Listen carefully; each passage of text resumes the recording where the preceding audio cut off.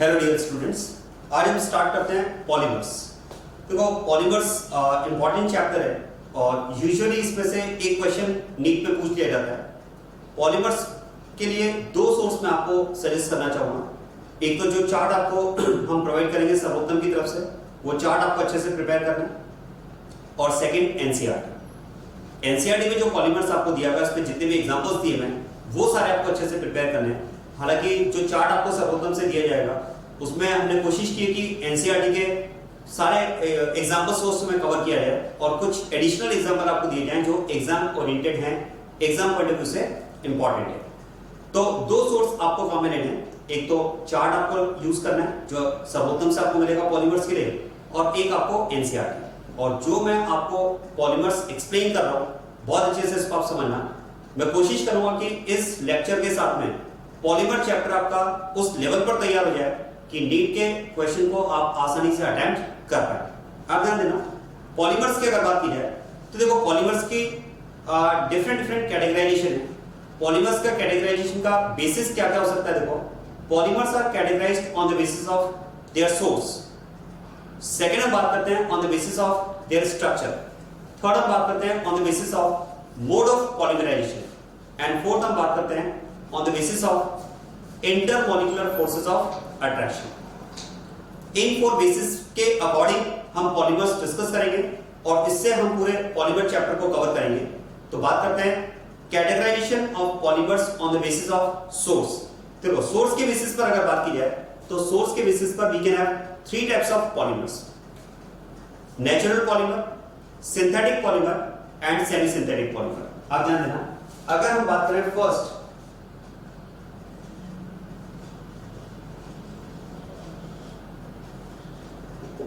on the basis of source, so we can have 3 type of polymers.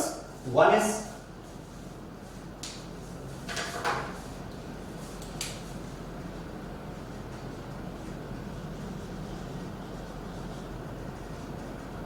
natural polymer,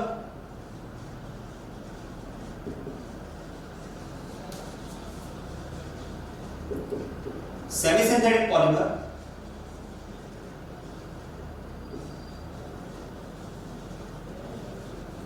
and third is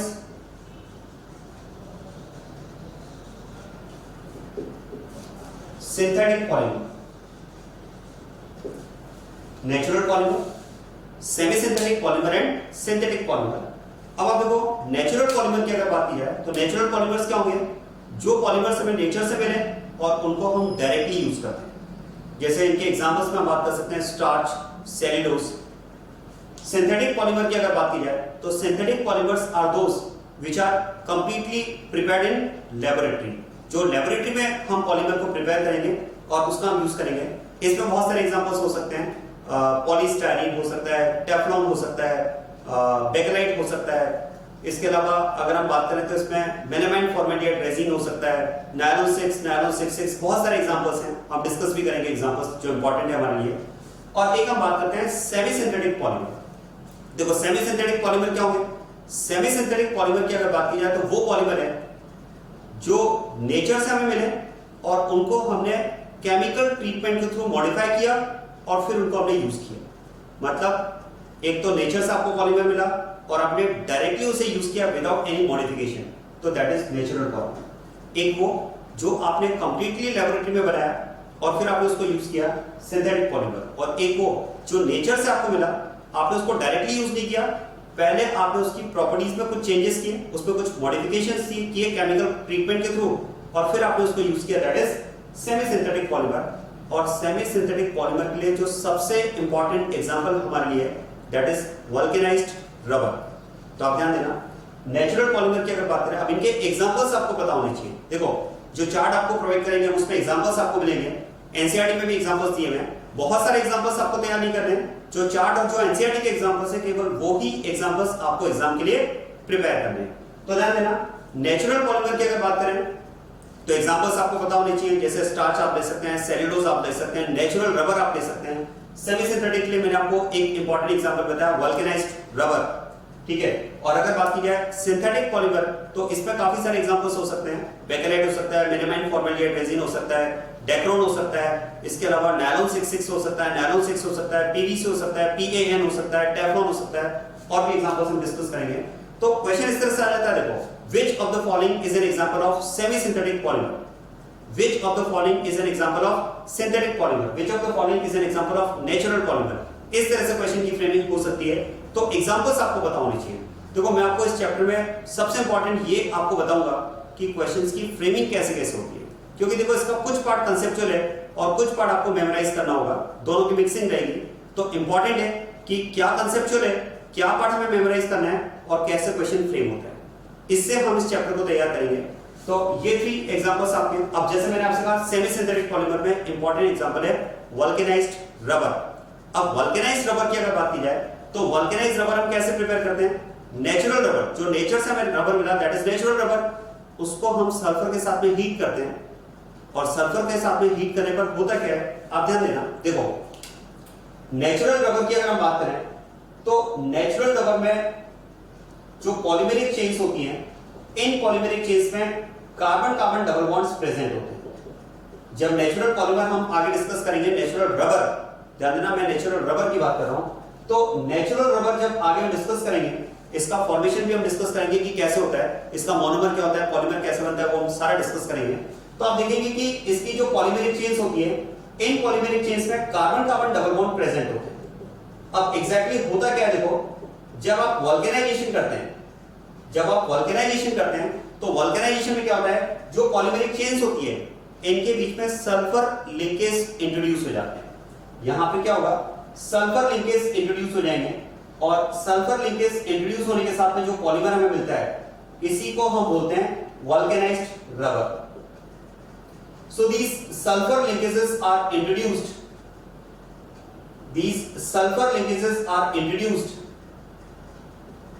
Between polymeric chains.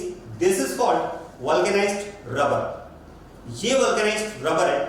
अब आप ध्यान देना, देखो vulcanized rubber में अगर आप देखेंगे तो क्या हुआ, जो नेचुरल रबर में कार्बन कार्बन बॉन्ड्स थे, वो carbon carbon pi bonds break हुए, ये carbon carbon pi bonds break हुए और इनके बीच में सल्फर लिंकेज इंट्रोड्यूस हुए।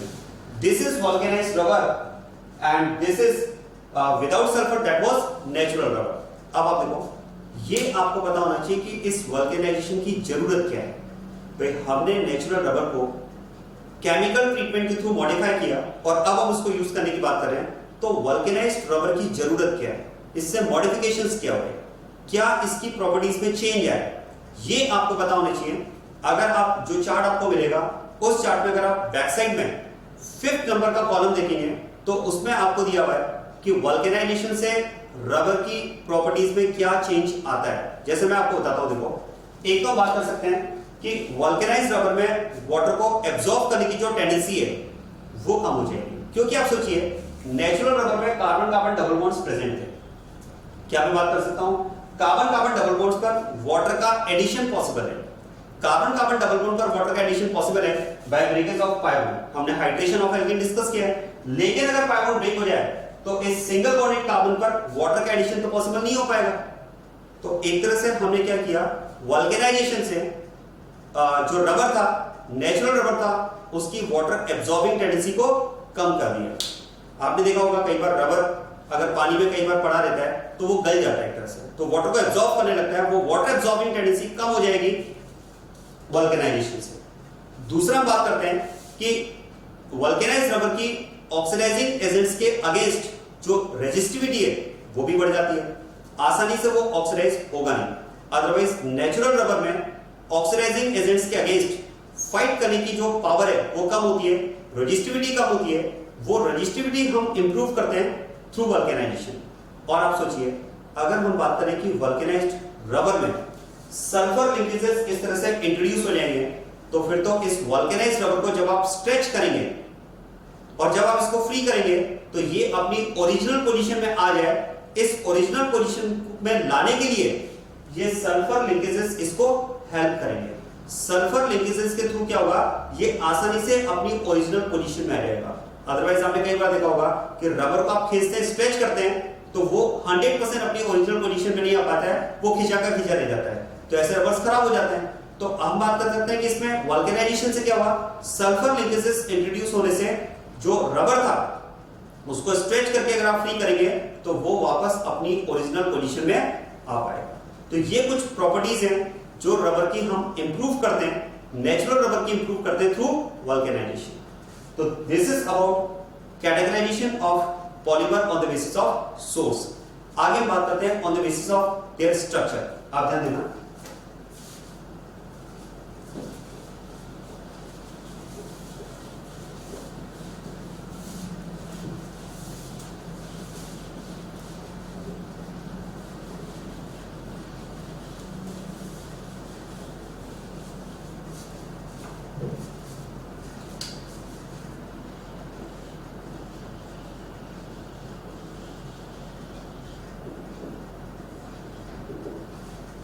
On the basis of structure.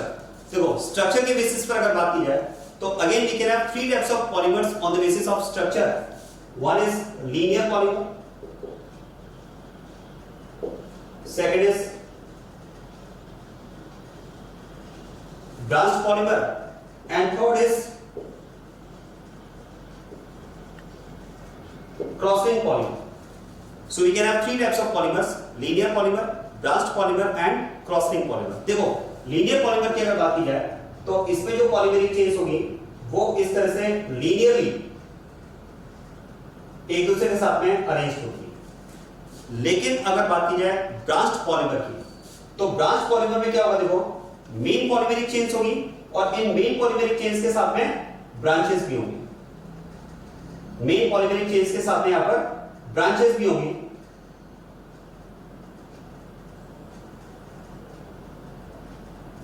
This is about branched polymer. और अगर बात की जाए क्रॉसलिंक पॉलीमर की तो ध्यान देना, क्रॉसलिंक पॉलीमर में जो पॉलीमेरिक चेन्स होती है, क्रॉसलिंक पॉलीमर में जो पॉलीमेरिक चेन्स होती है वो पॉलीमेरिक चेन्स आपस में क्रॉसलिंक्स के थ्रू कनेक्टेड होती है। ये आपस में क्रॉसलिंक्स के थ्रू कनेक्टेड होती है। This is about linear polymer, branched polymer and cross-linked polymer। अब इनके एग्जांपल्स इंपॉर्टेंट है, क्वेश्चन आ सकता है directly, which of the following is an example of linear polymer, cross-linked polymer और branched polymer। आप ध्यान देना, linear polymer के लिए सबसे इंपॉर्टेंट एग्जांपल जो आपको याद रखना है that is high density polyethylene, HDPE। HDPE is short form of high density polyethylene। और ब्रांच पॉलीमर के लिए एग्जांपल आपको याद रखना है लो डेंसिटी पॉलीथीन। ये हमारे पास HDPE and LDPE main examples हैं लीनियर एंड ब्रांच पॉलीमर के लिए। देखो हाई डेंसिटी पॉलीथीन और लो डेंसिटी पॉलीथीन, इनके कुछ कंपैरेटिव पॉइंट्स भी आपको पता होने चाहिए। वहां से भी क्वेश्चन फ्रेम होता है। जो चार्ट आपको दिया जाएगा उस चार्ट के बैक साइड में अगर कॉलम नंबर 6 लास्ट कॉलम अगर आप देखेंगे तो वहां पर हाई डेंसिटी पॉलीथीन और लो डेंसिटी पॉलीथीन का कंपैरिजन दिया हुआ है। मैं आपको बताता हूं, देखो एक तो दोनों के फॉर्मेशन की जो कंडीशंस हैं, जो इनकी रिएक्शन कंडीशंस हैं उनमें डिफरेंस है। और रिएक्शन कंडीशंस में क्या डिफरेंस है, देखो temperature and pressure. High density polythene में जो टेम्परेचर प्रेशर मेंटेन करते हैं वो लो मेंटेन करते हैं, जबकि लो डेंसिटी पॉलीथीन के फॉर्मेशन में टेम्परेचर और प्रेशर जो मेंटेन होता है वो हाई टेम्परेचर प्रेशर मेंटेन होता है। याद रखने का तरीका बता रहा हूं मैं आपको, देखो एक ट्रिक आप समझ लें, इसको आसानी से याद रहेगा। जो इनके नेम्स हैं रिएक्शन कंडीशन में जो फॉर्मेशन की कंडीशंस हैं वो इनके नेम से बिल्कुल उल्टी है। High density polythene temperature pressure low, low density polythene temperature pressure high. ऐसे आप याद रखिए। तो हाई डेंसिटी पॉलीथीन में टेम्परेचर प्रेशर लो रखते हैं, कम मेंटेन किया जाता है, जबकि लो डेंसिटी पॉलीथीन के फॉर्मेशन में टेम्परेचर प्रेशर हाई मेंटेन किया जाता है। अब आप सोचिए, देखो अगर हम बात करें कि लो डेंसिटी पॉलीथीन में temperature pressure low maintain high maintain करते हैं, लो डेंसिटी पॉलीथीन में अगर टेम्परेचर प्रेशर हाई मेंटेन करते हैं, तो क्या मैं बात कर सकता हूं हाई टेम्परेचर कंडीशंस में जो रिएक्शंस होती है वो फ्री रेडिकल मैकेनिज्म से कंप्लीट होती है, होमोलाइसिस प्रोसेस इन्वॉल्व होते हैं। इसीलिए इसमें हम कैटलिस्ट की बात करते हैं पेरोक्साइड की। लो डेंसिटी पॉलीथीन में हम कैटलिस्ट की बात करते हैं पेरोक्साइड की, जबकि हाई डेंसिटी पॉलीथीन में टेम्परेचर प्रेशर क्या रहेगा, low, and low temperature is favourable condition for heterolysis. यहां पर अगर बात की जाए तो इस केस में आयनिक मैकेनिज्म्स होती है और यहां पर हम कैटलिस्ट काम में लेते हैं जिगलर नाटा कैटलिस्ट। आप ध्यान देना, HDPE की अगर बात की जाए तो हाई डेंसिटी पॉलिथीन के फॉर्मेशन में जो कैटलिस्ट हम काम में लेते हैं, ज़िगलर नाटा कैटलिस्ट, इंपॉर्टेंट है, याद होना चाहिए आपको। हाई डेंसिटी पॉलिथीन में कैटलिस्ट ज़िगलर नाटा कैटलिस्ट लेते हैं हम। इसमें टाइटेनियम टेट्राक्लोराइड और ट्राइथर एल्यूमिनियम का मिक्सचर होता है। और अगर लो डेंसिटी पॉलिथीन की बात की जाए तो इसमें हम काम में लेते हैं पेरोक्साइड। तो ध्यान देना, हाई डेंसिटी पॉलिथीन नेम के opposite, temperature pressure low, catalyst Ziegler Natta catalyst. Low density polythene name के बिल्कुल opposite, temperature pressure high, peroxide हम इसमें काम में लेते हैं। और दोनों में एक इंपॉर्टेंट डिफरेंस ये भी है कि high density polythene is an example of linear polymer and low density polythene is an example of branched polymer. और देखो इस केस में डेंसिटी कम होना भी चाहिए, क्योंकि अगर ब्रांचेस हैं तो जो पॉलीमेरिक चेन्स होंगी वो वेल पैक्ड नहीं होगी, उनमें कॉम्पैक्टनेस कम होगी। जबकि ये जो पॉलीमेरिक चेन्स हैं लीनियरली अरेंज्ड होगी, इनके बीच में पैकिंग एफिशिएंसी अच्छी होगी, वेल पैक्ड होगी, कॉम्पैक्ट होगी हाई डेंसिटी पॉलीथीन। तो high density polythene is an example of linear polymer and low density polythene is an example of branched polymer. इसके बाद में आता है क्रॉस लिंक पॉलीमर। देखो क्रॉस लिंक पॉलीमर में दो एग्जांपल्स हमारे पास हैं, ध्यान दीजिएगा। क्रॉस लिंक पॉलीमर में दो एग्जांपल्स हमारे पास हैं। एक तो हम इसमें बात करते हैं बेकेलाइट, एक तो इसमें बात करते हैं बेकेलाइट, और दूसरा हम बात करते हैं इसमें melamine formaldehyde resin. Melamine formaldehyde resin. अब देखो इसको याद रखने का मैं आपको सबसे अच्छा तरीका बताता हूं, सुनिएगा इस बात को। देखो क्रॉसिंग पॉलीमर में मैंने आपसे कहा कि इसमें जो पॉलीमेरिक चेन्स होती हैं वो आपस में क्रॉस लिंक्स के थ्रू कनेक्टेड होती है। अब ध्यान दीजिएगा, ये जो क्रॉस लिंक यहां पर होने की मैं बात कर रहा हूं, ध्यान देना, ये जो क्रॉस लिंक है, ये क्रॉस लिंक एग्जैक्टली क्या है? This is CH2 linkage. जो पॉलीमेरिक चेन्स हैं वो आपस में CH2 लिंकेज के थ्रू कनेक्टेड है। जो क्रॉस लिंक यहां पर है वो क्रॉस लिंक क्या है? This CH2 group. ध्यान देना, ये जो क्रॉस लिंक यहां पर है, ये क्रॉस लिंक यहां पर क्या है? CH2 ग्रुप है। और ध्यान देना CH2 it comes from formaldehyde. CH2 जो हमें मिलेगा वो कहां से आएगा? फॉर्मेल्डिहाइड से आएगा। This CH2 comes from formaldehyde. ये मैं आपको याद रखने का तरीका बता रहा हूं, इस तरह से आप एग्जांपल्स को आसानी से याद रख पाएंगे। आप ध्यान देना, क्रॉसलिंक पॉलीमर में क्रॉसलिंक क्या है? CH2 group. CH2 ग्रुप कहां से आएगा? फॉर्मेल्डिहाइड से। मतलब आप इसको ऐसे याद रख सकते हैं, polymers of formaldehyde are example of crosslink polymer. Polymers of formaldehyde are examples of crosslink polymer. और इसमें दो एग्जांपल्स हमारे पास हैं, bakelite and melamine formaldehyde resin. मैं आपको दोनों का फॉर्मेशन समझाता हूं, आप ध्यान देना।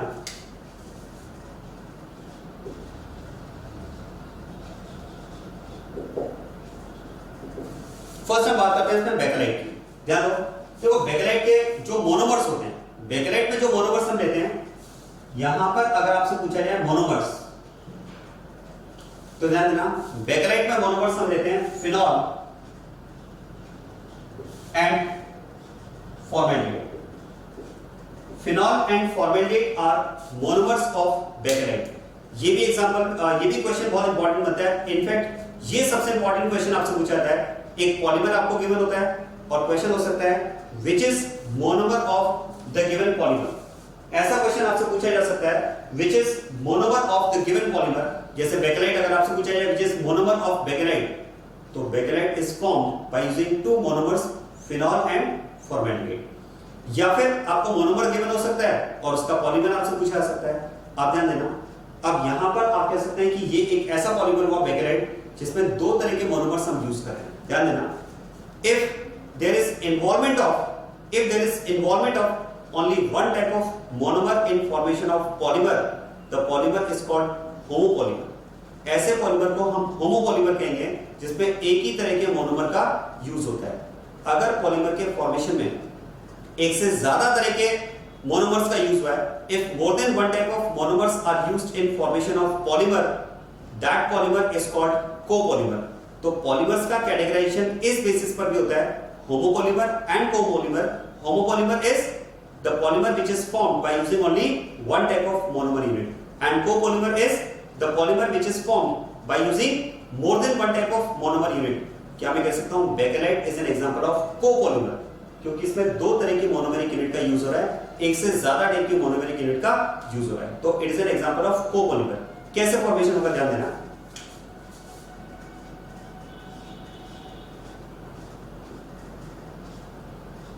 फिनॉल एंड फॉर्मेल्डिहाइड,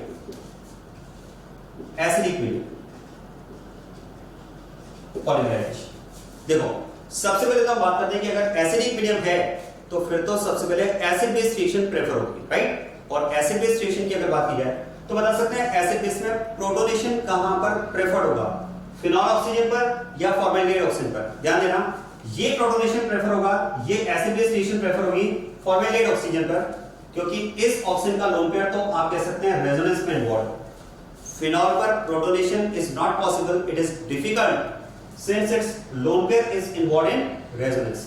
तो जो एसिड बेस होगा वो यहां पर होगा। अब आप ध्यान देना इस एसिड बेस में ऑक्सीजन जब अपना लोन पेयर डोनेट करके प्रोटॉन एक्सेप्ट करेगा तो ये हो जाएगा पॉजिटिव। और ध्यान देना ये जो कैटायन यहां पर बना, इस कैटायन में हम रेजोनेंस की बात कर सकते हैं।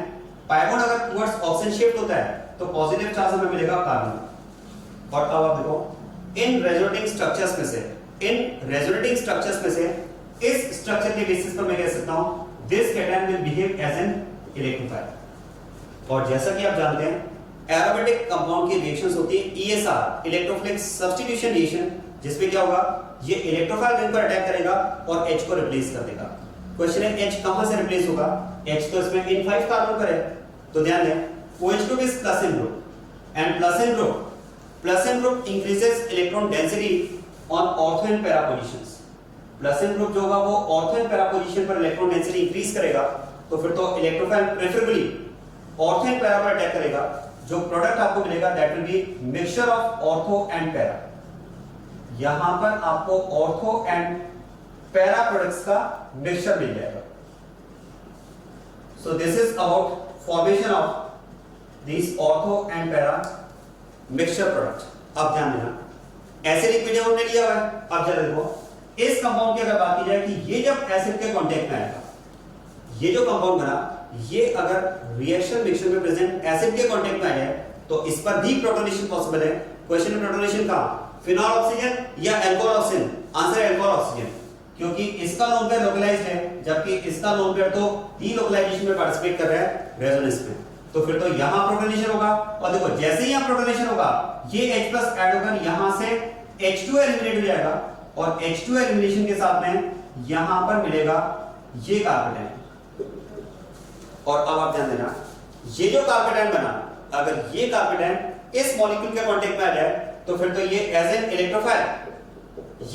इलेक्ट्रोफाइल इसके साथ रिएक्ट करेगा और रिएक्शन में क्या होगा देखो यहां से H को रिप्लेस कर देगा और H को रिप्लेस करके प्रोडक्ट बना देगा यहां पर इसके करस्पॉन्डिंग प्रोडक्ट। देखो इसकी पैरा पोजीशन ऑक्यूपाइड है तो ये ऑर्थो पर रिएक्ट कर जाएगा और इस तरह से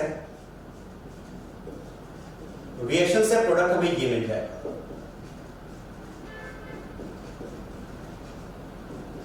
CH2OH। और अब जरा ध्यान देना इस मॉलिक्यूल की अगर बात की जाए तो ये मॉलिक्यूल जब फिर से एसिड के कांटेक्ट में आएगा तो फिर से यहां प्रोटोनेशन पॉसिबल है अल्कोहल ऑक्सीजन पर। जैसे H+ ऐड होगा H2 इसमें से निकला और H2 एलिमिनेट होकर यहां पर हमें फिर से मिलेगा कार्बेटाइन।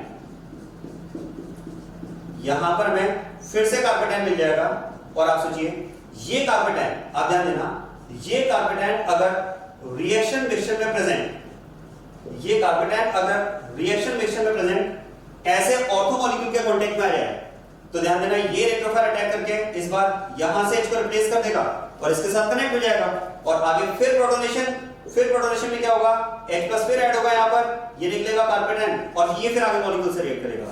इस तरह से आप सोचिए अगर ये आगे मॉलिक्यूल टू मॉलिक्यूल रिएक्शन होती चली जाए तो फिर तो क्या होगा, ध्यान देना फिनॉल यूनिट्स में, ध्यान देना ये जो फिनॉल यूनिट्स होंगी ये फिनॉल यूनिट्स किसके थ्रू कनेक्ट होती चली जाएंगी, CH2 ग्रुप के थ्रू कनेक्ट होती जाएंगी। तो क्या हो रहा है देखो इस केस में फिनॉल यूनिट्स जो है वो आपस में CH2 ग्रुप के थ्रू कनेक्ट होती चली जा रही है और ये CH2 ग्रुप कहां से आ रहा है, ये CH2 ग्रुप आ रहा है फॉर्मेल्डिहाइड से। So this CH2 group comes from formaldehyde, that is polymer of formaldehyde, N example of cross link polymer. तो बेकेलेट, देखो बेकेलेट की इमेज आपके माइंड में क्या होनी चाहिए, बेकेलेट की इमेज आपके माइंड में होनी चाहिए कि जो फिनॉल यूनिट्स हैं वो आपस में CH2 ग्रुप के थ्रू कनेक्टेड है। किन पोजीशंस पर, ऑर्थो एंड पैरा पोजीशंस पर। Phenol phenol phenol CH2 group के through connected, phenol phenol phenol CH2 group के थ्रू कनेक्टेड। इस तरह से पूरा एक क्रॉसलिंक तैयार हो जाएगा, पूरा एक नेटवर्क तैयार हो जाएगा। और उस नेटवर्क में पॉलीमर कैसा होगा, पॉलीमेरिक चेन्स होंगी, वो जो फिनॉल यूनिट्स होंगी वो आपस में CH2 ग्रुप के थ्रू कनेक्टेड होंगी। तो this is called crosslink polymer, जिसमें हमने कहा कि ये जो क्रॉसलिंक है वो CH2 ग्रुप है, और वो CH2 ग्रुप कहां से आ रहा है, फॉर्मेल्डिहाइड से आ रहा है। वो CH2 ग्रुप कहां से आ रहा है, फॉर्मेल्डिहाइड से आ रहा है। So that is about formation of bakelite. तो बेकेरेट को ऐसे याद रखना जिससे आपको मोनोमर भी याद रहेंगे। बेकेरेट में फिनॉल यूनिट्स आपस में CH2 ग्रुप के थ्रू कनेक्टेड होती है, और वो CH2 ग्रुप कहां से आता है, फॉर्मेल्डिहाइड से। मतलब phenol and formaldehyde are monomers of bakelite. क्या समझ में आया?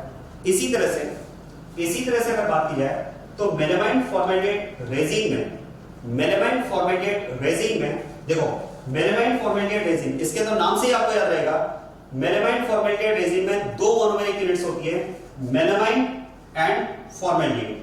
ध्यान देना, इसमें दो मोनोमेरिक यूनिट्स हैं, एक तो मेलामाइन और दूसरा फॉर्मेल्डिहाइड। और अगर बात की जाए मेलामाइन की,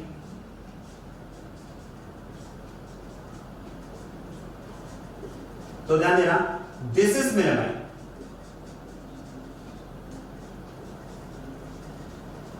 दिस इज मेलामाइन, ये मेलामाइन होता है। और अब आप सुनिएगा, मेलामाइन की अगर बात की जाए तो मेलामाइन एंड फॉर्मेल्डिहाइड, इनकी जब आपस में रिएक्शन कराते हैं मिक्सचर की, तो हमें पॉलीमर मिलता है मेलामाइन फॉर्मेल्डिहाइड रेजिन। और उसमें क्या होगा, इस तरह से जो मेलामाइन यूनिट्स होंगी, ध्यान देना, इस तरह से जो मेलामाइन यूनिट्स होंगी, जैसे मैंने आपसे कहा कि बेकेरेट में फिनॉल यूनिट्स आपस में CH2 ग्रुप के थ्रू कनेक्टेड होती हैं, इसी तरह से मेलामाइन फॉर्मेल्डिहाइड रेजिन में जो मेलामाइन यूनिट्स होती हैं वो आपस में CH2 ग्रुप के थ्रू कनेक्टेड होती है। इस तरह से ये आपस में CH2 ग्रुप के थ्रू कनेक्टेड होगी।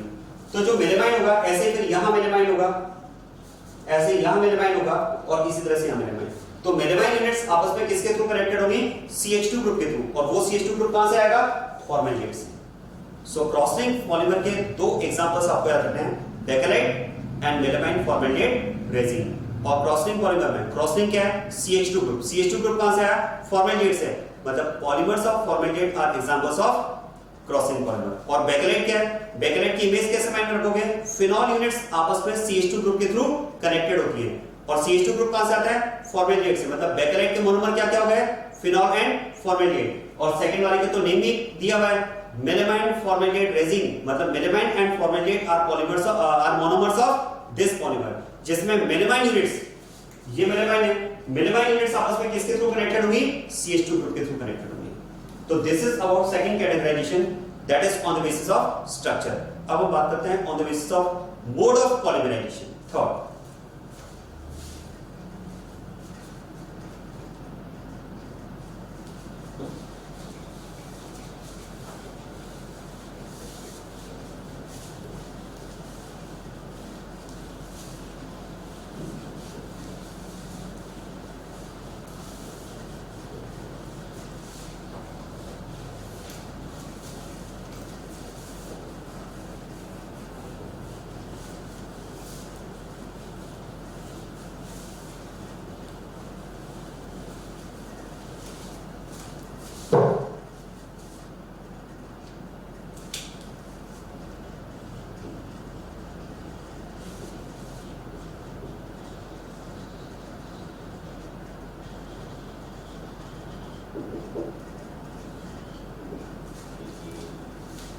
थोड़ा बात कर रहे हैं on the basis of mode of polymerisation. और ध्यान देना, मोड ऑफ पॉलीमराइजेशन के बेसिस पर we have two types of polymers, addition polymers and condensation polymers. इसमें हमारे पास दो कैटेगरीज हैं, एडिशन एंड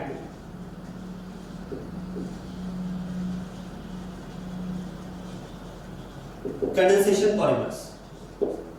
ध्यान देना, addition polymers are also called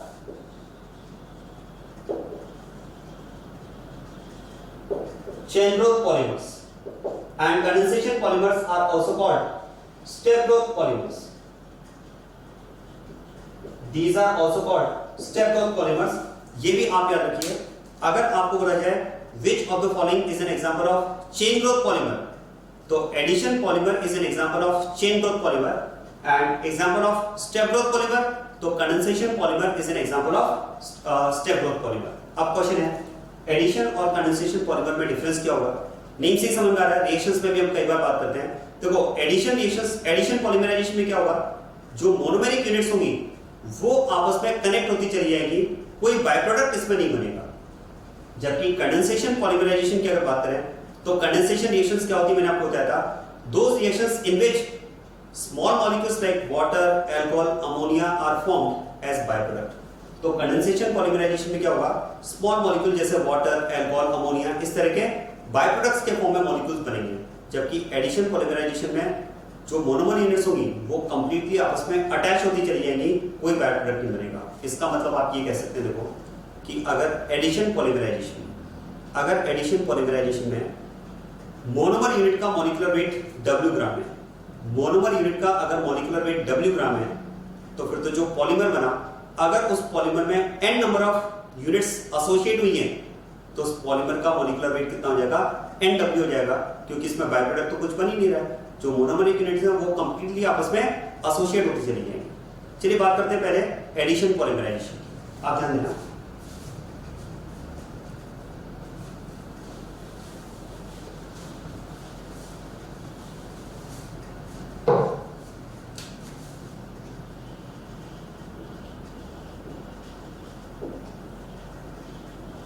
first हम बात कर रहे हैं इसमें एडिशन पॉलीमराइजेशन की। देखो एडिशन पॉलीमराइजेशन में यूजुअली, ध्यान देना यूजुअली बात कर रहा हूं, ठीक है, ऐसा कोई मतलब हार्ड एंड फास्ट नहीं है। यूजुअली अगर बात की जाए तो एडिशन पॉलीमराइजेशन में जो मोनोमेरिक यूनिट्स होती है, ध्यान देना, in general in addition polymerisation monomeric units are monomers are alkenes and their derivatives। ये थोड़ा सा एक जनरल आइडिया मैं आपको दे रहा हूं।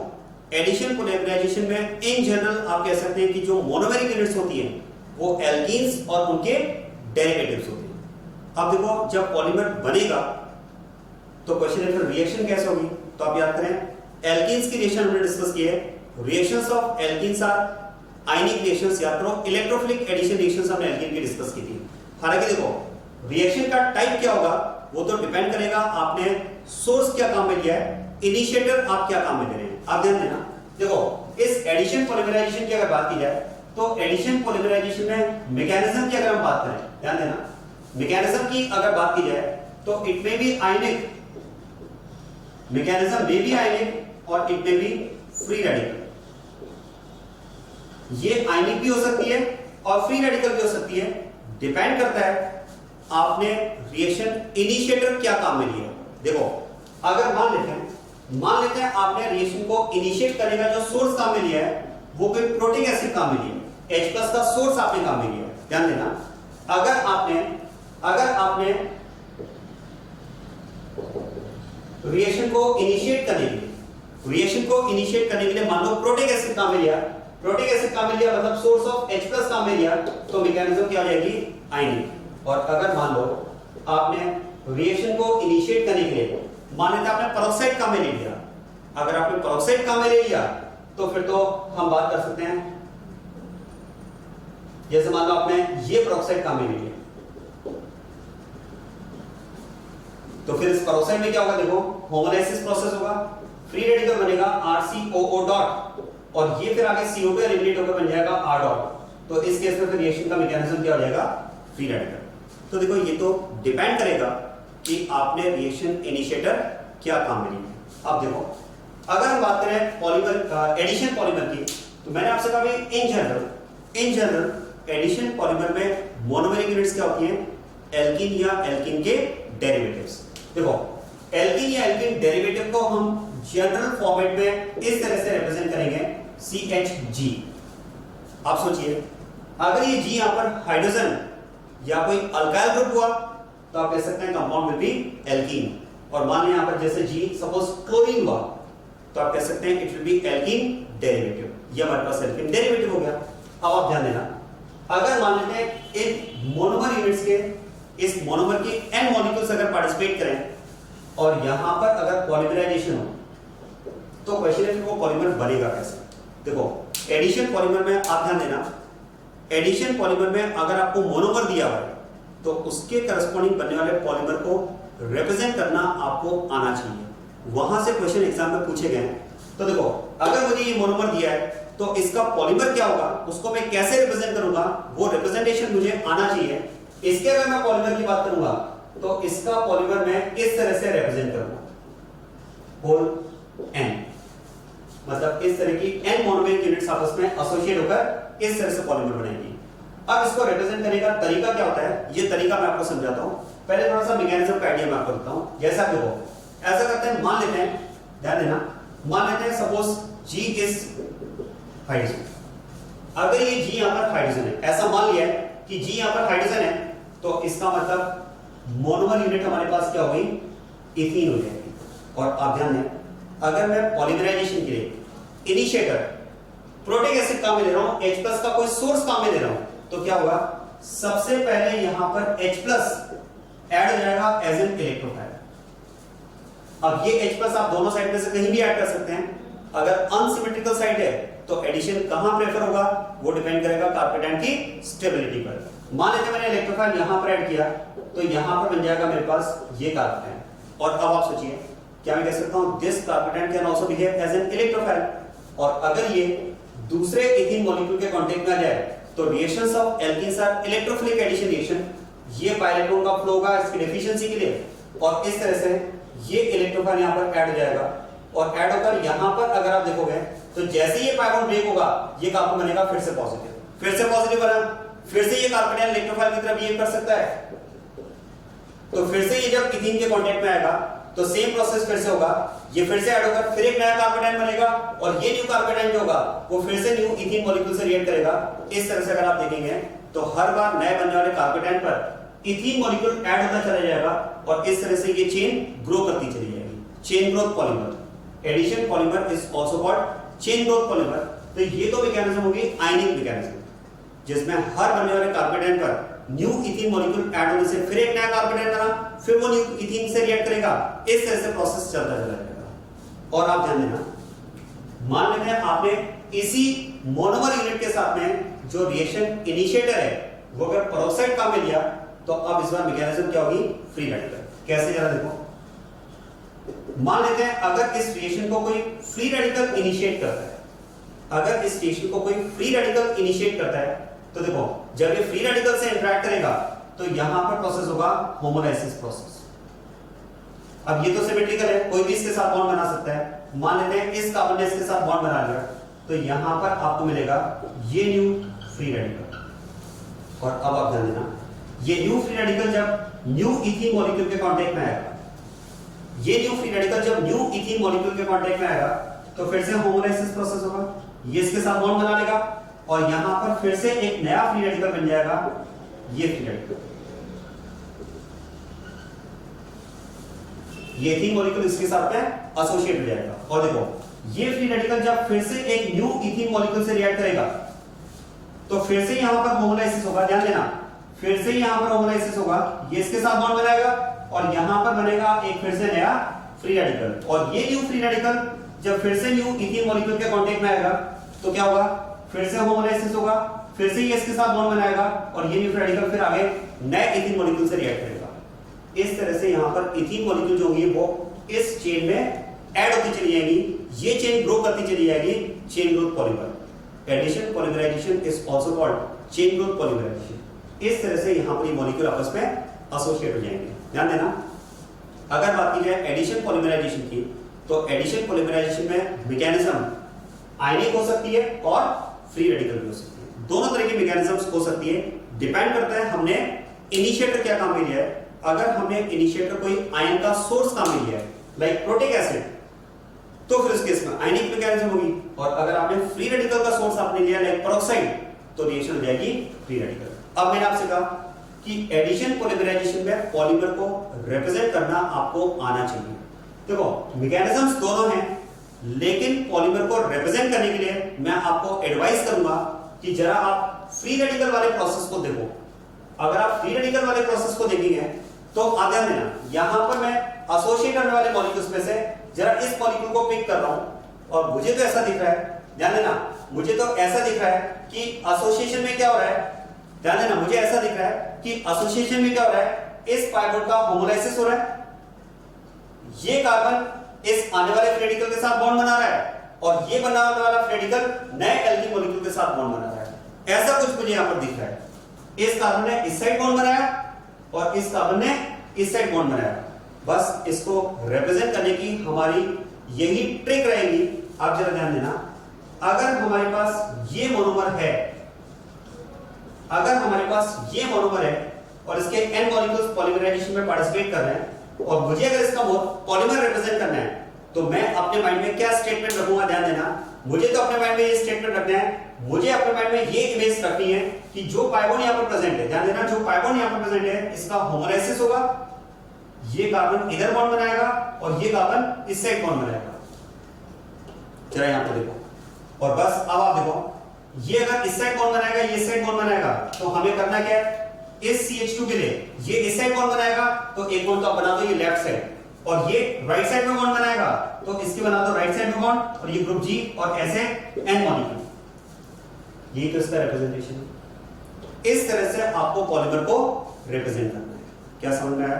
तो बस आपको क्या करना है, जो मोनोमर आपको दिया हुआ है, जो मोनोमर आपको दिया हुआ है, बस माइंड में ये इमेज रखो कि उसमें प्रेजेंट पाइबोन का मुझे होमोलाइसिस करना है, एक कार्बन राइट साइड में बॉन्ड बना लेगा और एक कार्बन लेफ्ट साइड में बॉन्ड बना लेगा। बस इस तरह से आप पॉलीमर को रिप्रेजेंट कर देंगे। अब मैं आपको एग्जांपल्स बताता हूं, ध्यान देना।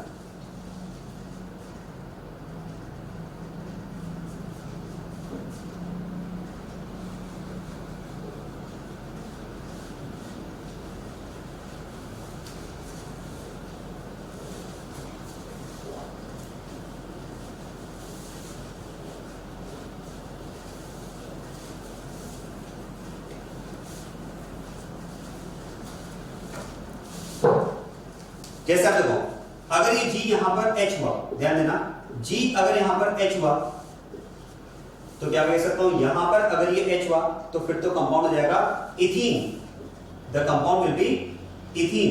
और इसका पॉलीमर कैसे रिप्रेजेंट करेंगे, तो पॉलीमर रिप्रेजेंट करने के लिए मैंने आपसे क्या कहा, होमोलाइसिस करो, ये इधर बॉन्ड बनाएगा, ये इस साइड बॉन्ड बनाएगा और इस तरह से हम बना देंगे इसका ये polymer. This is ethene and this is polyethene, ये यहां पर हो जाएगा polyethene and this is ethene. और देखो, अगर यहां पर G क्लोरीन हो, if this G is chlorine, तो ध्यान देना, फिर तो ये कंपाउंड हमारे पास ये हो जाएगा। आप ध्यान देना, this compound can be called vinyl chloride, क्योंकि this group is called vinyl group. तो यहां पर कंपाउंड हमारे पास क्या हो गया, विनाइल क्लोराइड। अब जरा इसका पॉलीमर कैसे बनाएं, बस मैंने आपसे क्या कहा, आपको तो करना क्या है, इस कार्बन का होमोलाइसिस करो, ये इधर बॉन्ड बनाएगा, ये इधर बॉन्ड बनाएगा, तो एक बॉन्ड इधर बनाओ, एक बॉन्ड इधर बनाओ, यहां पर Cl, this is vinyl chloride, तो इसे हम कहेंगे पॉलीविनाइल क्लोराइड, शॉर्ट में इसको हम लिखते हैं PVC, पॉलीविनाइल क्लोराइड। और एग्जांपल देखो, अगर ग्रुप G यहां पर C6H5 हुआ, फिनाइल ग्रुप, तो ध्यान देना, यहां पर कंपाउंड हमारे पास हो जाएगा ये। Now this compound is vinyl benzene and it is also called styrene, इसी को ही स्टाइरीन भी कहा जाता है। और देखो, इसका अगर मुझे पॉलीमर रिप्रेजेंट करना है तो देखो मुझे क्या करना है, होमोलाइसिस, एक लेफ्ट और एक राइट, दोनों साइड में बॉन्ड बनाए, and this compound is called polystyrene, इसको हम बोलते हैं पॉलीस्टाइरीन, ये कंपाउंड हो जाएगा polystyrene.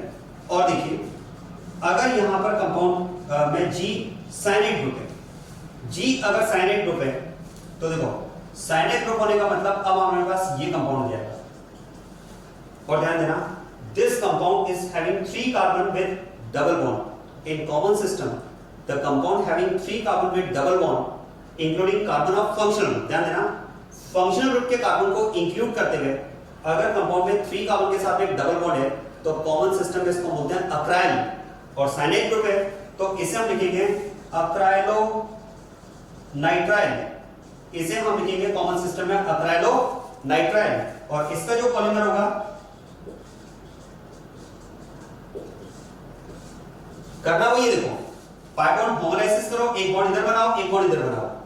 This is poly acrylonitrile, this is poly acrylonitrile, PAN, पान।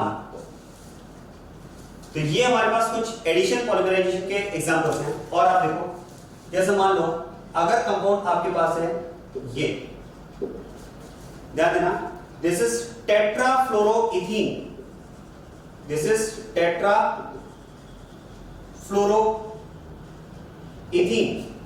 इसका अगर हम पॉलीमराइजेशन करेंगे तो शॉर्टकट वही रहेगा। देखो आपको बस इस पाई बॉन्ड का होमोलाइसिस करो, एक इधर बॉन्ड बनाओ, एक इधर बॉन्ड बनाओ, तो एक इस साइड एक इस side, Paul N, this is poly tetra fluoroethene, and very important, this compound is called, this polymer is known as Teflon। इसी को कहा जाता है टेफ्लॉन।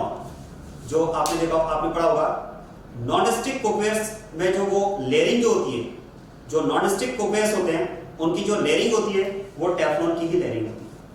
तो ये हमारे पास कुछ एग्जांपल्स हैं। और अब आप ध्यान देना, क्या मैं कह सकता हूं इन पॉलीमर्स के फॉर्मेशन में एक ही तरह की मोनोमरिक यूनिट का यूज हुआ है, इसलिए इन सबको हम रखेंगे होमोपॉलीमर में। All of these are examples of homopolymer since only one type of monomeric unit has been used in this polymer. क्या समझ में आ रहा है? और देखो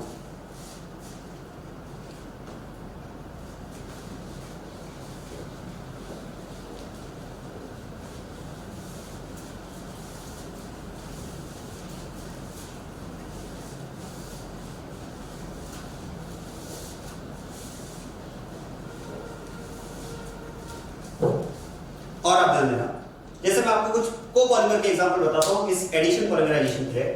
एग्जांपल लेते हैं ब्यूना एस। ध्यान देना, ब्यूना एस की अगर बात की जाए तो ब्यूना एस में जो मोनोमेरिक यूनिट्स होती है वो होती है ब्यूटाडाइईन एंड स्टाइरीन। इसमें जो मोनोमेरिक यूनिट्स होती है वो होती है ब्यूटाडाइईन एंड स्टाइरीन। अब आप ध्यान देना, देखो इस केस में ब्यूना एस पे अगर बात की जाए तो ब्यूना एस में Bu represents butadiene and S it represents styrene। S तो represent करता है स्टाइरीन को और जो Bu है वो represent करता है butadiene को। And this polymerization is carried out in presence of sodium। इसके बेसिस पर हम इसको लिखते हैं butadiene styrene polymerization in presence of sodium, it is called Buena S। अब जरा देखो इसका पॉलीमर हम रिप्रेजेंट कैसे करेंगे, तो ध्यान देना, जैसे इसके n मॉलिक्यूल्स और इसके n मॉलिक्यूल्स ये आपस में पॉलीमराइज हुए। मैंने आपको क्या बताया, जहां भी आपको मोनोमर यूनिट में पाई बॉन्ड नजर आ रहा है आप तो पाई बॉन्ड को ब्रेक करो, होमोलाइसिस करो। जरा देखो यहां पर मैं इसका होमोलाइसिस करूंगा और मेरे पास में ये इमेज होनी चाहिए, ये इस साइड बॉन्ड बनाएगा, ये इस साइड बॉन्ड बनाएगा। इसी तरह से इसमें पाई बॉन्ड है, कोई बात नहीं, होमोलाइसिस करो, ये साइड बॉन्ड बनाएगा, ये साइड बॉन्ड बनाएगा। एक और पाई बॉन्ड है, इसका भी होमोलाइसिस करो, ये इस साइड बॉन्ड बनाएगा, ये साइड बॉन्ड बनाएगा। और अब जरा देखो, ध्यान देना, CH2 ये इस साइड बॉन्ड बनाएगा, एक बॉन्ड यहां बना दो। और अब आप ध्यान देना, ये साइड बॉन्ड बनाएगा, ये साइड बॉन्ड बनाएगा, मतलब यहां पर डबल बॉन्ड आएगा। ध्यान देना, यहां पर आ जाएगा डबल बॉन्ड, ये साइड और ये साइड, तो एक डबल बॉन्ड यहां पर आएगा, ये इस साइड ये साइड, मतलब ये दोनों आपस में क्लब हो जाएंगे।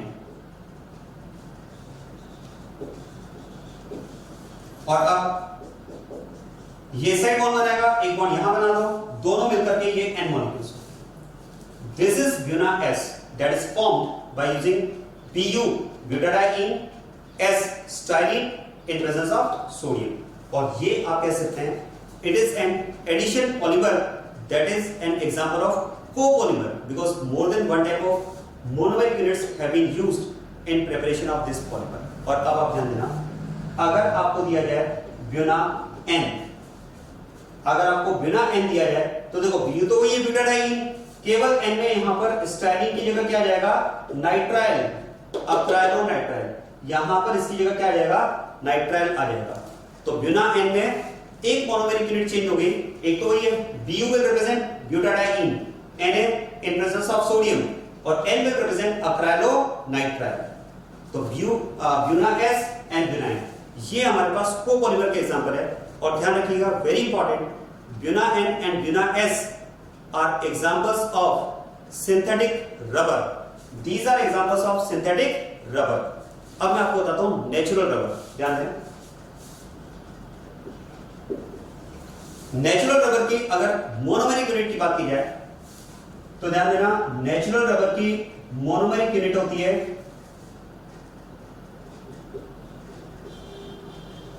Isoprene. Isoprene is the monomeric unit of natural rubber. देखो आइसोप्रीन की अगर बात की जाए तो आइसोप्रीन का स्ट्रक्चर ये होता है। This compound is called isoprene. और ध्यान देना, देखो आइसोप्रीन को भी आप दो कैटेगरी में डिवाइड कर सकते हैं on the basis of their geometry. आप सुनिए इस बात को, it can be of two types, cis and trans isoprene. चला देखो सिस और ट्रांस आइसोप्रीन कैसे। ज्योमेट्रिकल आइसोमेरिज्म आपने पढ़ी है। देखो ज्योमेट्रिकल आइसोमेरिज्म में हम आइसोमर्स की बात करते हैं सिस एंड ट्रांस। कुछ वैसे ही अरेंजमेंट के अकॉर्डिंग हम बात करेंगे सिस आइसोप्रीन और ट्रांस आइसोप्रीन की। देखिएगा, देखो अगर हम बात करें if isoprene is arranged like this,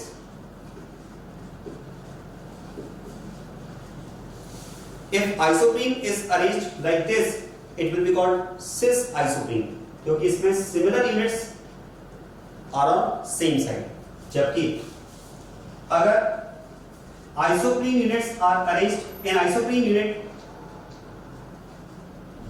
in isoprene if units are arranged like this, similar units across, then it will be categorized as trans। ये तो हो जाएगा cis isoprene और ये हो जाएगा trans isoprene। अब आप ध्यान देना, देखो अगर इस तरह से n मॉलिक्यूल्स के मैं इन्वॉल्वमेंट की बात करता हूं पॉलीमराइजेशन में, तो अब इसका मैं पॉलीमर कैसे रिप्रेजेंट करूंगा। ध्यान देना, शॉर्टकट ट्रिक मेरी वही रहेगी। सुनिए, पाई बॉन्ड है ना, आप तो इसका होमोलाइसिस करो, ये इस साइड बॉन्ड बनाएगा, ये इस साइड बॉन्ड बनाएगा। इसका भी होमोलाइसिस करो, ये इस साइड बॉन्ड बनाएगा और ये साइड बॉन्ड बनाएगा। और अब जरा ध्यान देना, देखो this is C methyl group, this is CH2, this is H, this is CH2। और अब जरा ध्यान देना, सुनिए होमोलाइसिस में हमने कहा ये साइड बॉन्ड बनाएगा, या बॉन्ड बना दो, ये इस साइड बॉन्ड बनाएगा, या बॉन्ड बना दो, ये इस साइड ये साइड, मतलब यहां पर आ जाएगा double bond. This is polymer. और अब जरा ध्यान देना, जो मैं सिस की बात कर रहा था वो सिस का सिग्निफिकेंस आपको यहां पर बहुत अच्छे से समझ में आएगा। इस डबल बॉन्ड के अबाउट आप कह सकते हैं ज्योमेट्रिकल आइसोमेरिज्म पॉसिबल है, और इस डबल बॉन्ड के about similar units are on same side, it is cis. जहां पर हम कह सकते हैं 1 2 3 एंड 4, ये 1 एंड 4 के थ्रू यहां पर आगे कनेक्ट होती चली जाएंगी। And this is natural rubber, यही नेचुरल रबर होता है। लेकिन अब आप ध्यान देना, अगर पॉलीमराइजेशन में इस तरह से ट्रांस यूनिट्स आपस में एसोसिएट होती है, ध्यान देना, तो शॉर्टकट वही रहेगा, रिप्रेजेंट करेगा, ये साइड बॉन्ड बनाएगा, ये साइड बॉन्ड बनाएगा, ये साइड। और अब जरा देखो CH2 ये साइड बॉन्ड बना दिया, ये साइड मतलब बीच में डबल बॉन्ड H, ये CH2 और ये साइड बॉन्ड बनाएगा। और यहां पर अगर बात की जाए तो now similar units are across the double bond, it is trans. और ध्यान देना, ट्रांस एसोसिएशन अगर हुआ है तो इसके करस्पॉन्डिंग जो पॉलीमर बनता है that is known as gutta percha, it is known as gutta percha. मतलब आप ध्यान देना, अगर बात की जाए नेचुरल रबर का मोनोमर, तो आप कह सकते हैं monomer of natural rubber is isoprene. But isoprene में भी अगर बात की जाए तो more specifically it is sis isoprene, क्योंकि ट्रांस आइसोप्रीन के करस्पॉन्डिंग जो पॉलीमर बना दैट इज नोन एज गुटापर्चा। तो सिस आइसोप्रीन के करस्पॉन्डिंग नेचुरल रबर और ट्रांस आइसोप्रीन के करस्पॉन्डिंग गुटापर्चा। क्या बात समझ गए।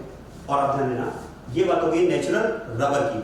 और इसी से आप एक और रबर याद रखेंगे। सुनिए, अगर मैं यहां पर मिथाइल ग्रुप की जगह क्लोरीन ले लूं, ध्यान देना, अगर मैं यहां पर मिथाइल ग्रुप की जगह क्लोरीन ले लूं तो this compound is known as chloro chloroprene, it is known as chloroprene. और ध्यान देना, अगर आप इसका पॉलीमराइजेशन कर दें, रिप्रेजेंट करने का वही तरीका रहेगा। जरा देखो, पाई बॉन्ड है ना, जहां यहां पाई बॉन्ड दिखे आप तो वहां होमोलाइसिस कर दो। होमोलाइसिस, ये इधर कौन बनाएगा, ये साइड, यहां भी पाई बॉन्ड है, होमोलाइसिस ये साइड कौन बनाएगा, ये साइड।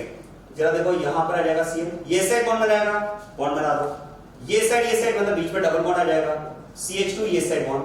और ध्यान देना, this polymer is known as neoprene rubber, it is known as neoprene rubber, that is a synthetic rubber. अब आप याद रखिएगा, ध्यान देना, हमारे सिलेबस में पॉलीमर्स में 5 रबर हमें याद रखने हैं। 5 रबर कौन कौन से, देखो 5 रबर्स आपको याद रखने हैं। एक तो हम बात करेंगे नेचुरल रबर, एक हम बात करेंगे वल्केनाइज्ड रबर, एक हम बात करेंगे इसमें ब्यूना एस,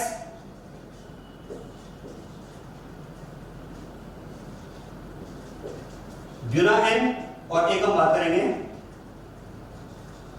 नियोप्रीन रबर। ध्यान देना, रबर कितने याद रखने हैं आपको, 5, natural rubber, vulcanised rubber, Buna S, Buna N and neoprene rubber. और आप ध्यान देना, natural rubber is an example of natural polymer, vulcanised rubber is an example of semi synthetic polymer, and Buna S, Buna N and neoprene rubber are examples of synthetic polymer. तो 3 synthetic polymer के example है, एक semi synthetic polymer का example है, और एक natural polymer का example है। तो रबर हमारे पास हो गए 5, ये 5 रबर। तो this is about addition polymerisation. अब बात करते हैं कंडेंसेशन पॉलीमराइजेशन। ध्यान देना,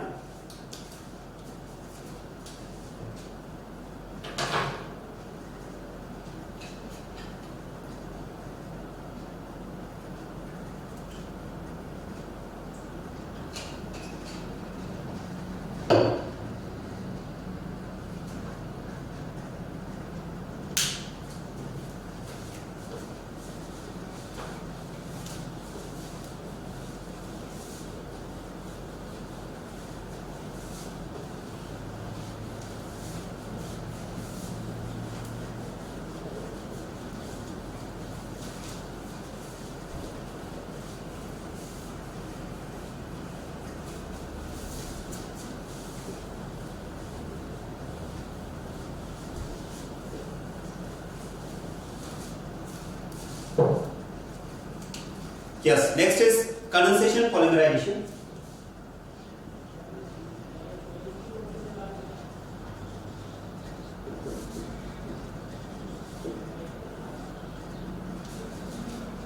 कंडेंसेशन पॉलीमराइजेशन की अगर बात की जाए तो आपको इसमें इस तरह से इसमें याद रखना है। मैं आपको एग्जांपल याद रखने का तरीका बताता हूं।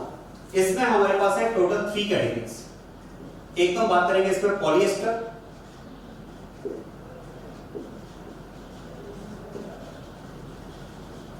polyamide, and third is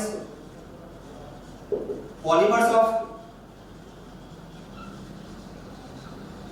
formaldehyde। अब ध्यान देना, कंडेंसेशन पॉलीमराइजेशन में आपको 3 कैटेगरीज माइंड में रखना है, polyester, polyamide and polymers of formaldehyde. और तीनों ही कैटेगरीज में 2-2 एग्जांपल्स हैं। देखो, पॉलिएस्टर की अगर बात की जाए तो इसमें हमारे पास होगा Terylene, that is also called Dacron. दूसरा हम बात करेंगे इसमें glyptal, Terylene, that is also called Dacron, और एक हम बात करेंगे इसमें ग्लिप्टर। पॉलीएमाइड की अगर बात की जाए तो इसमें हम बात करेंगे nylon 6 and nylon 66, nylon 66 and nylon 6। और पॉलीमर्स ऑफ फॉर्मेल्डिहाइड की अगर बात की जाए, ये तो अभी हमने डिस्कस किया, फॉर्मेल्डिहाइड के पॉलीमर्स याद करो, क्रॉसलिंक पॉलीमर में 2 एग्जांपल्स थे। एक तो बात करते हैं इसमें बेकेलाइट, और दूसरा हम बात करते हैं इसमें मेलामाइन फॉर्मेल्डिहाइड रेजिन। तो टोटल 6 एग्जांपल्स हमारे पास हो गए, 2 for polyesters, 2 for polyamide and 2 for polymers of formaldehyde. Polyester में जो 2 एग्जांपल्स हैं, Terylene and glyptal. Terylene is also called Dacron.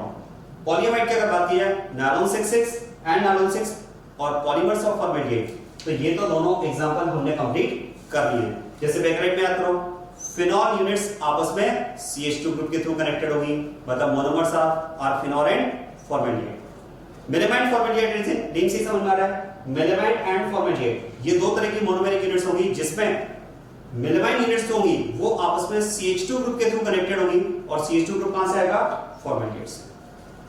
चलिए बात करते हैं इसमें पॉलीएस्टर की। अब देखो पॉलीएस्टर नेम से ही समझ में आना चाहिए, पॉलीएस्टर बहुत सारे एस्टर, मतलब इस कैटेगरी में जो पॉलीमेरिक चेन्स होंगी उनमें आप कह सकते हैं पॉलीएस्टर, मतलब more than one ester functional groups present होंगे। अब जरा देखो, अगर एस्टर फंक्शनल ग्रुप प्रेजेंट होगा तो क्वेश्चन है वो एस्टर फंक्शनल ग्रुप आएगा कैसे। तो याद करो हमने ऐसे ही रिएक्शन में एग्जांपल डिस्कस किया था एस्टरिफिकेशन, और एस्टरिफिकेशन में हम बात करते हैं esterification is formation of ester in which carboxylic acid reacts with alcohol. तो फिर तो बहुत ही आसान है, पॉलीएस्टर्स में अगर हमें मोनोमेरिक यूनिट कहा जाए तो मोनोमेरिक यूनिट क्या होगी, कार्बोक्सिलिक एसिड और अल्कोहल होगा, क्योंकि एसिड और अल्कोहल मिलकर के तो एस्टर बनाएगा। ये इसको याद रखने का तरीका बता रहा हूं आपको, सुनिए। कार्बोक्सिलिक एसिड, अगर हम बात करें एस्टरिफिकेशन की, अगर हम बात करें एस्टरिफिकेशन की, तो एस्टरिफिकेशन में क्या होता है, carboxylic acid reacts with alcohol, carboxylic acid reacts with alcohol to form ester. This process is called esterification. अब आप ध्यान देना, esterification में आप याद करो एस्टर के साथ में वाटर भी बनता है, और मैंने आपको बताया था इस रिएक्शन में alcohol molecule as a nucleophile attack करता है, और ये complete molecule as a nucleophile attack, ये बॉन्ड ओपन, ये क्लोज, और OH ग्रुप लीव।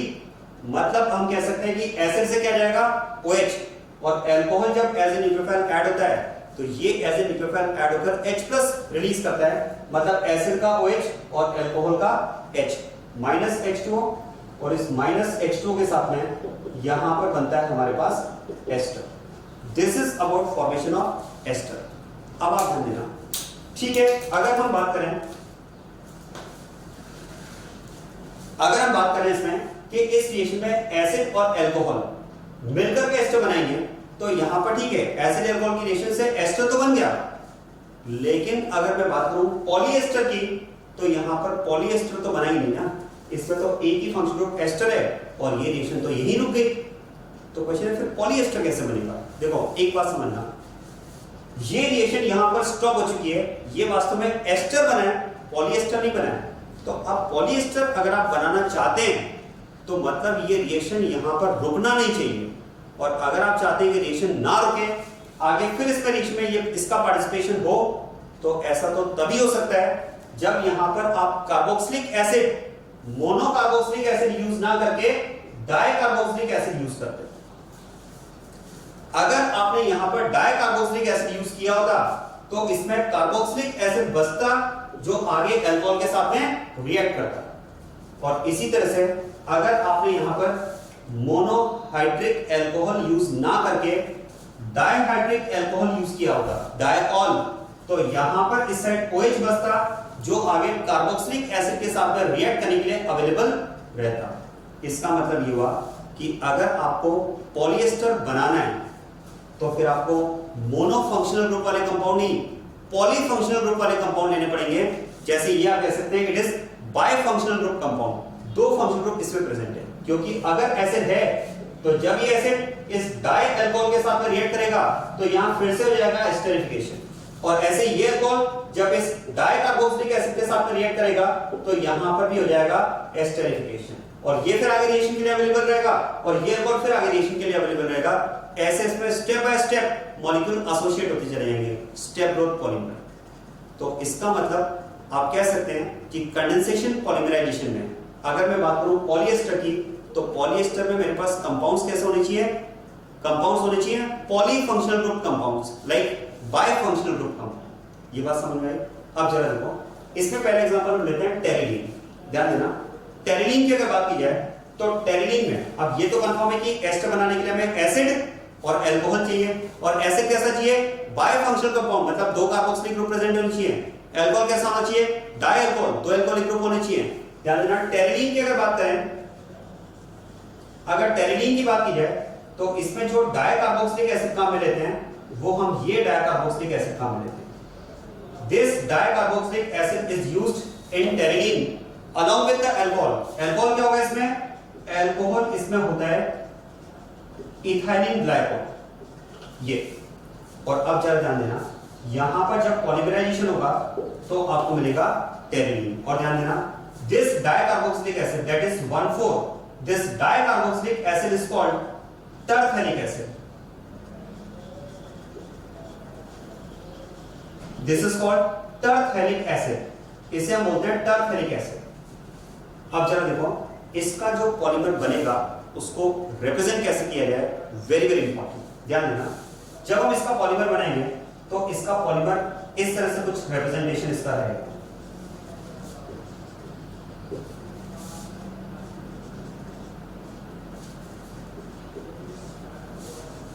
ये इसका रिप्रेजेंटेशन रहेगा। This representation is the representation of the polymer terylene. अब जरा ध्यान देना, वो आपको इस रिप्रेजेंटेशन में कंफ्यूज कैसे करेगा। चार ऑप्शन मिलेंगे आपको और क्वेश्चन इस तरह का क्वेश्चन आ चुका है, which of the following is correct representation of terylene, which of the following is correct representation of terylene. अब ध्यान देना, चार ऑप्शन में क्या करेगा, एक ऑप्शन में तो वो यहां भी ऑक्सीजन देगा और इस साइड में भी आपको ऑक्सीजन देगा। एक ऑप्शन में तो उसने क्या किया, दोनों साइड ऑक्सीजन आपको दे दिया। एक ऑप्शन वो ऐसा देगा जिसमें वो यहां से ऑक्सीजन हटा देगा, यहां पर ऑक्सीजन रखेगा। एक ऑप्शन वो आपको ऐसा देगा जिसमें उसने यहां से ऑक्सीजन हटा दिया और इस साइड उसने ऑक्सीजन दिया है, और एक ऑप्शन वो ऐसा देगा जिसमें दोनों साइड से ऑक्सीजन हटा देगा। अब बताओ कौन सा टेरिलीन, कौन सा टेरिलीन का करेक्ट रिप्रेजेंटेशन है। तो उसके लिए कंसेप्ट आपका क्लियर होना चाहिए। मैंने आपको बताया, एसिडिक रिएक्शन में alcohol as a nucleophile add होता है, और जब भी रिएक्शन में alcohol as a nucleophile add होता है तो ऐड होने के बाद में ये H+ रिलीज करता है, और यहां से कौन लीव करता है, OH। मतलब इस एस्टरिफिकेशन में एसिड का तो जाता है OH, ध्यान देना, एसिड का तो जाएगा OH और अल्कोहल का जाएगा H, क्योंकि ये एज ए न्यूक्लियोफाइल ऐड होने के बाद में क्या रिलीज करेगा, H, और यहां से लीव करने वाला ग्रुप कौन होगा, OH। और अगर एसिड का OH जाएगा तो फिर तो ये भी एसिड जब रिएक्शन में आगे पार्टिसिपेट करेगा तो इसका OH जाएगा, और अगर OH जाएगा तो यहां पर O नहीं बचेगा। जबकि इस केस में अल्कोहल ये जब आगे एज ए न्यूक्लियोफाइल पार्टिसिपेट करेगा तो ऐड होने के बाद H रिलीज करेगा, अगर H रिलीज करेगा तो O बचेगा। तो यहां तो O आएगा, यहां पर O नहीं आएगा। This is correct representation of terylene, very important. और देखिए, ये तो बात हो गई टेरिलीन की। अगर बात की जाए ग्लिप्टल की तो ध्यान देना, ग्लिप्टल में केवल इतना सा चेंज है, ग्लिप्टल में केवल इतना सा चेंज है कि जो यहां पर हम टरफेनिक एसिड यूज कर रहे हैं, इस टरफेनिक एसिड की जगह ग्लिप्टल में आपको यूज करना होता है फेनिक एसिड। ध्यान देना, ग्लिप्टल में आपको यूज करना होता है फेनिक एसिड, मतलब एक तरह से मैं कह सकता हूं 1,2 डाइकार्बोक्सिलिक एसिड। अगर आपने 1,4 डाइकार्बोक्सिलिक एसिड लिया है, टरफेनिक एसिड लिया है तो बनेगा टेरिलीन। और अगर आपने 1,2 डाइकार्बोक्सिलिक एसिड लिया है, ध्यान देना, अगर आपने 1,2 डाइकार्बोक्सिलिक एसिड लिया है मतलब फेनिक एसिड लिया है along with this glycol, तो बनेगा ग्लिप्टल। तो टेरिलीन में आप कह सकते हैं मोनोमेरिक यूनिट्स क्या होगी, टरफेनिक एसिड, मतलब 1,4 डाइकार्बोक्सिलिक एसिड है इथाइलिन ग्लाइकोल। जबकि ग्लिप्टल में मोनोमेरिक यूनिट्स क्या होगी, 1,2 डाइकार्बोक्सिलिक एसिड, मतलब phthalic acid and ethylene glycol. This is about polyester. अब नेक्स्ट आता है पॉलीएमाइड। क्वेश्चन है पॉलीएमाइड कैसे बनेगा। आप सोचिए, जब एसिड और अल्कोहल रिएक्ट करते हैं तो बनता है एस्टर। अगर आपने एसिड के साथ में अल्कोहल ना लेकर के अमाइन ले लिया तो बनेगा अमाइड, वो हो जाएगा पॉलीएमाइड। जरा ध्यान देना, बात करते हैं पॉलीएमाइड की। देखो पॉलीएमाइड में हमें क्या लेना पड़ेगा, एसिड और अल्कोहल के साथ में अमाइन। और ध्यान दें, क्या हम बात कर सकते हैं, इस बार हमें डाइकार्बोक्सिलिक एसिड तो लेना ही पड़ेगा क्योंकि हमें पॉलीएमाइड बनाना है, हमें बनाना है पॉलीएमाइड ना कि अमाइड। तो डाइकार्बोक्सिलिक एसिड और इसके साथ में मैं ले रहा हूं डाइअमाइन, अल्कोहल की जगह अमाइन। तो यहां पर इसमें क्या होगा, देखो एसिड का तो जाएगा OH और अमाइन का जाएगा H। ये एसिड का OH और अमाइन का जाएगा H, यहां से बन जाएगा अमाइड, पॉलीअमाइड। अब जरा देखो नायलॉन 66, जरा इसका सिग्निफिकेंस समझना। नायलॉन 66 से आपको ये समझ में आएगा, आपको इसकी हिंट क्या है। देखो नायलॉन 66 में हमें क्या हिंट दी हुई है, नायलॉन 66 में दो तरह की मोनोमेरिक यूनिट्स हैं। दो तरह के मोनोमेरिक यूनिट्स हैं, वो तो क्या हो जाएंगी, एक तो कार्बोक्सिलिक एसिड हो जाएगा, डाई कार्बोक्सिलिक एसिड, और एक डायअमाइन। और 66 आपको ये बताता है कि जो डाई कार्बोक्सिलिक एसिड आप काम में लोगे, ध्यान देना, जो डाई कार्बोक्सिलिक एसिड आप काम में लोगे उसमें टोटल कार्बन कितने होंगे, 6 कार्बन, और जो डायअमाइन आप लोगे उसमें भी टोटल कार्बन कितने होंगे, 6 कार्बन। मतलब आपको 6 कार्बन वाला डाई कार्बोक्सिलिक एसिड काम में लेना है और 6 कार्बन वाला डायअमाइन आपको काम में लेना है। ध्यान देना, अगर मैं 6 कार्बन वाला डाई कार्बोक्सिलिक एसिड काम में लेता हूं तो 6 कार्बन वाला डाई कार्बोक्सिलिक एसिड मेरे पास हो जाएगा ये, this is acid having 6 carbon. ध्यान देना 4 + 2 इन दोनों को मिलाकर के 6 है। ध्यान देना, ये मत कर देना, ये गलत हो जाएगा, ये तो टोटल 8 कार्बन हो जाएंगे, 6 कार्बन चाहिए हमें टोटल 6, मतलब ये 4 और ये 2, 6 कार्बन, और 6 कार्बन वाला मुझे डायअमाइन चाहिए ये। अब जरा देखो, यहां भी टोटल 6 कार्बन और यहां पर भी टोटल 6 कार्बन। ध्यान देना, this acid is known as adipic acid, this acid is known as adipic acid, इसे तो हम कहते हैं adipic acid, and this is hexamethylene, CH2 group is called methylene group, so it is hexamethylene diamine।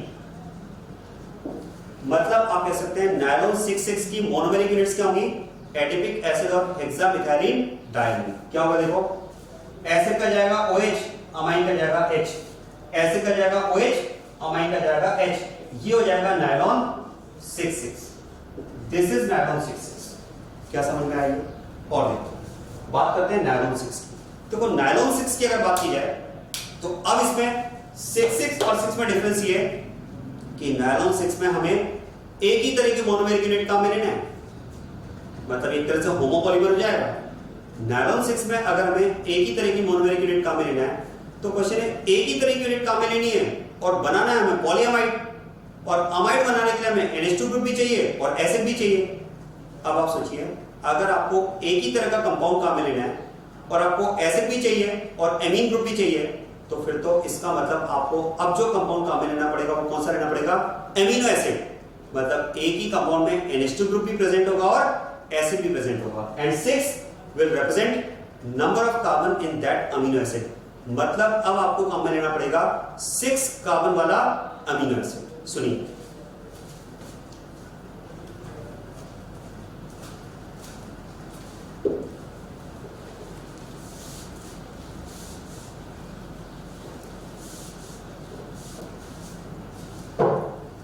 बात करते हैं nylon 6 की। देखो नायलॉन 6 में मैंने आपसे कहा एक ही तरह की मोनोमेरिक यूनिट काम में लेनी पड़ेगी, और वो यूनिट कौन सी काम में लेनी होगी, जिसमें 6 कार्बन हो गए, और अगर हमें अमाइड बनाना है तो हमें कंपाउंड में NH2 ग्रुप भी चाहिए और एसिड ग्रुप भी चाहिए। मतलब मैं कह सकता हूं कि हमें यहां पर 6 कार्बन वाला एमिनो एसिड काम में लेना होगा। ये मोनोमेरिक यूनिट, जब 6 कार्बन वाला अमीनो एसिड काम में लोगे तो ऐसी मोनोमेरिक यूनिट्स जब आपस में रिएक्ट करेंगी, ऐसी मोनोमेरिक यूनिट्स जब आपस में रिएक्ट करेंगी तो देखो 6 कार्बन वाले अमीनो एसिड जब आपस में रिएक्ट करेंगे इस तरह से, तो NH2 का तो जाएगा H और एसिड का जाएगा OH, यहां से OH यहां से H, ये बन जाएगा नायलॉन 6। This is nylon 6। और ध्यान देना, ये जो 6 कार्बन वाला अमीनो एसिड है, इसको बनाने के लिए जो इनिशियली हम कंपाउंड काम में लेते हैं, ध्यान देना, इसे बनाने के लिए जो इनिशियली हम कंपाउंड काम में लेते हैं वो कंपाउंड हम ये काम में लेते हैं।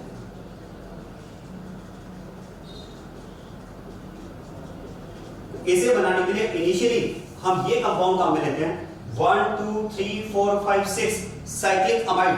This compound is known as caprolactam. This compound is known as caprolactam. इस कैप्रोलैक्टम का हम करते हैं हाइड्रोलिसिस, और जब कैप्रोलैक्टम का हम हाइड्रोलिसिस करते हैं तो हमें ये मिलता है 6 कार्बन वाला अमीनो एसिड। जरा देखो कैसे, अमाइड है ना, क्या मैं कह सकता हूं amide is an acid derivative. और याद करो एसिड डेरिवेटिव्स की रिएक्शंस हमने पढ़ी हैं। एसिड डेरिवेटिव्स की रिएक्शंस क्या होती हैं, एसिडिक, और एसिडिक रिएक्शन में क्या होगा, देखो water molecule as a nucleophile attack करेगा, ये बॉन्ड ओपन करेगा, क्लोज, और ये यहां से लीक करेगा, और H2 जब एज ए न्यूक्लियोफाइल ऐड होता है तो ऐड होने के बाद में ये भी तो H+ रिलीज करता है। मतलब आप कह सकते हैं कि H2 जब यहां पर ऐड होगा तो कार्बन पर तो आ जाएगा H2 का OH, और ऐड होने के बाद में ये जब H रिलीज करेगा तो यहां तो बचेगा OH, जो H ये रिलीज करेगा वो कहां जाएगा, इस लीविंग ग्रुप NH के साथ यहां पर आ जाएगा H। तो ये वाटर का OH तो यहां पर और H यहां पर, वाटर का OH यहां पर, H यहां पर, इस बॉन्ड के ब्रेक होते ही रिंग हो जाएगी ओपन, ये बन जाएगा एसिड। और जरा देखो 1 2 3 4 5 CH2, और ये H ऐड होते बन जाएगा NH2। इस तरह से हम कैप्रोलैक्टम से बनाते हैं ये 6 कार्बन वाला अमीनो एसिड, और इसके पॉलीमराइजेशन से बनता है नायलॉन 6। अब ध्यान देना, तो कैप्रोलैक्टम, इस नेम में भी कुछ इंफॉर्मेशन है, ध्यान देना। ये जो लैक्टम है ना, this lactam is actually used for cyclic amides. Cyclic amides are called lactam, और जो कैप्रो वर्ड है that is used for 6 carbon. आपने पढ़ा होगा, देखो 1 कार्बन के लिए आपने पढ़ा होगा फॉर्म होता है ना, formaldehyde, 2 carbon acid, 3 carbon propion, 4 carbon butyl, 5 carbon valer, 6 carbon को बोलते हैं कैप्रियोन, और 6 कार्बन के लिए जो हम कैप्रियोन वर्ड यूज करते हैं वहां से हमने लिया है कैप्रो। तो capro will represent 6 carbon and lactam represent cyclic amide, मतलब 6 कार्बन वाला cyclic amide is the initial compound for formation of nylon 6। This is about polyamide, और ये हम ऑलरेडी डिस्कस कर चुके हैं। So this is about condensation polymerisation, that is also called step growth polymerisation. अब आप ध्यान देना, इसके बाद में फोर्थ आता है categorisation on the basis of mode of polymerisation. आप ध्यान देना,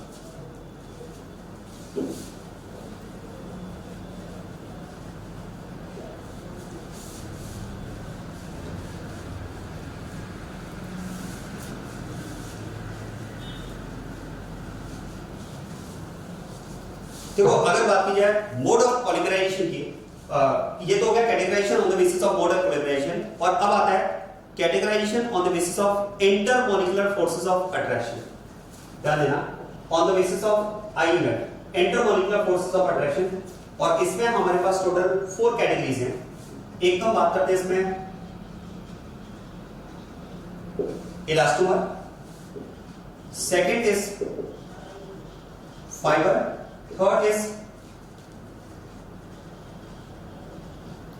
thermoplastic, and fourth is thermosetting। ध्यान देना, यहां पर हमारे पास इंटरमॉलिक्यूलर फोर्सेस ऑफ अट्रैक्शन के according we have 4 types of polymers, elastomers, fibres, thermoplastic and thermosetting. अब आप ध्यान देना, देखो एक तो आपको इन पॉलीमर्स के एग्जांपल्स पता होने चाहिए, और फिर उसके बाद में आपको यह पता होना चाहिए कि इनका इंटरमॉलिक्यूलर फोर्सेस ऑफ अट्रैक्शन के लिए स्ट्रेंथ के रिस्पेक्ट में ऑर्डर क्या है। ध्यान देना, पहले तो मैं आपको इसके एग्जांपल्स याद रखने का तरीका बताता हूं, सुनिएगा अच्छे से।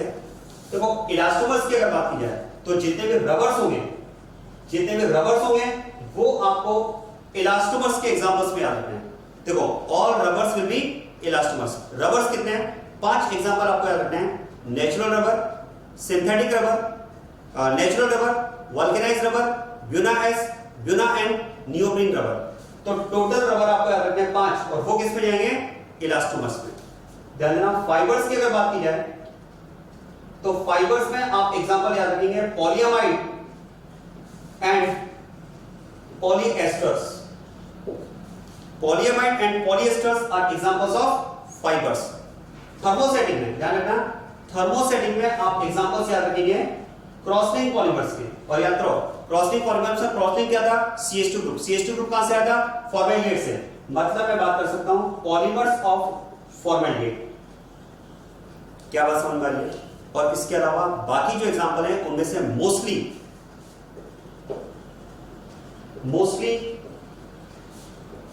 Rest of the examples are examples of thermoplastic. तो ये एक जनरल आइडिया मैंने आपको दिया है एग्जांपल्स याद रखने का। एक जनरल आइडिया है एग्जांपल्स याद रखने का। देखो इलास्टोमर्स में कौन जाएंगे? रबर्स कितने हैं? 5 rubber, natural rubber, vulcanised rubber, Buna and neoprene rubber. Fibres में कौन जाएगा? Polyamide and polyester. पॉलीएमाइड के दो एग्जांपल, नायलॉन 66 नायलॉन 6, पॉलिएस्टर के दो एग्जांपल, ग्लिप्टन और टेरेलिन। थर्मोसेटिंग की अगर बात की जाए तो इसमें जाएंगे क्रॉसिंग पॉलीमर। क्रॉसिंग पॉलीमर में क्रॉसिंग क्या है? CH2 group. CH2 ग्रुप कहां से है? फॉर्मेल्डिहाइड से। फॉर्मेल्डिहाइड के दो पॉलीमर्स हैं, बेकेलाइट और मेलामाइड फॉर्मेल्डिहाइड रेजिन। और बाकी जो बचे हुए एग्जांपल्स हैं इनके अलावा most of examples are examples of thermoplastic. ये तो इनके एग्जांपल्स याद रखने का एक जनरल तरीका मैंने आपको बताया। अब सुनिए, अगर मैं इनको स्ट्रेंथ के बेसिस पर, अगर मैं इन्हें स्ट्रेंथ के बेसिस पर अगर इन तीन पॉलीमर्स को अरेंज किया जाए तो ध्यान देना, इनमें सबसे पहले तो आएगा फाइबर्स, फिर आएगा थर्मोप्लास्टिक और फिर आता है इसमें इलास्टोमर। क्योंकि फाइबर्स की अगर बात की जाए तो ध्यान देना, फाइबर्स में जो अट्रैक्शन फोर्स काम में रहते हैं, अट्रैक्शन फोर्स जो यहां पर आते हैं वो आते हैं एच बॉन्डिंग, या फिर इसमें हम बात करते हैं dipole attraction, H bonding and dipole attraction. ये अट्रैक्शन फोर्स काम करते हैं फाइबर्स में। इलास्टोमर्स की अगर बात की जाए तो इसमें weak van der Waals force ये काम करते हैं इलास्टोमर्स में। और थर्मोप्लास्टिक में अगर बात की जाए तो यहां पर अट्रैक्शन फोर्स जो होते हैं वो इन दोनों के इन बिटवीन होते हैं। तो इसका मतलब इन पॉलीमर्स को, इन थ्री पॉलीमर्स को अगर मैं उनके इंटरमॉलिक्यूलर फोर्सेस ऑफ स्ट्रेंथ के रिस्पेक्ट में अगर मैं उनको अरेंज करूं, इंटरमॉलिक्यूलर फोर्सेस के रिस्पेक्ट में, तो स्ट्रेंथ के रिस्पेक्ट में ये ऑर्डर है फाइबर्स, थर्मोप्लास्टिक एंड इलास्टोमर्स। ध्यान देना, फाइबर्स में अट्रैक्शन फोर्स काम करेंगे हाइड्रोजन बॉन्डिंग या डायपोल अट्रैक्शन। इलास्टोमर्स में बात करते हैं weak van der Waals force, और थर्मोप्लास्टिक में इनके इन बिटवीन। अब एक बात समझना, मैंने यहां पर ऑर्डर में थर्मोप्लास्टिक को अरेंज नहीं किया। उसका रीजन है, देखो एक्चुअली इनमें अगर हम ध्यान देना, इनमें अगर बात की जाए तो इनमें अट्रैक्शन फोर्स का टाइप क्या है? Van der Waals force, dipole attraction, hydrogen bonding. जबकि थर्मोसेटिंग की अगर बात की जाए तो थर्मोसेटिंग में तो जो पॉलीमेरिक चेन्स होती है वो आपस में कोवेलेंट बॉन्ड्स के थ्रू कनेक्टेड है, CH2 यूनिट्स के थ्रू कनेक्टेड है। तो वास्तव में देखा जाए इसकी तो कैटेगरी ही अलग हो गई, क्योंकि यहां पर अट्रैक्शन फोर्स कोवेलेंट बॉन्ड्स है, CH2 ग्रुप के थ्रू पॉलीमेरिक चेन्स कनेक्टेड है। जबकि इनमें जो पॉलीमेरिक चेन्स होती है उनके बीच में अट्रैक्शन क्या है? कोवेलेंट बॉन्ड नहीं है, that may be hydrogen bonding, dipole attraction या weak van der Waals force. और अगर आपको कि नहीं सर हमें तो फिर भी उसको ऑर्डर में रखना है, तो आप खुद बताएं कोवेलेंट बॉन्ड का जो स्ट्रेंथ होगी वो तो इन सबसे ज्यादा ही है ना। तो अगर आप चाहें तो थर्मोसेटिंग को सबसे आगे रख सकते हैं। बट यूजुअली जो क्वेश्चन आपसे पूछा जाता है वो इन तीन कैटेगरी के पॉलीमर्स देकर के क्वेश्चन आपसे पूछा जाता है। एग्जांपल बताता हूं, मान लो अगर आपसे क्वेश्चन पूछा जाए